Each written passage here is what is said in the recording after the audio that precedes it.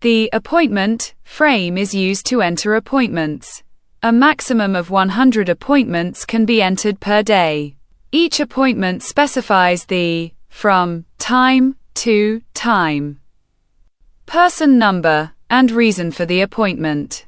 Scheduled appointments can be viewed in the list field and on the sheet worksheet. All entered appointments are sorted in ascending order by start time using the Sort Ascending button. Each appointment is assigned a number.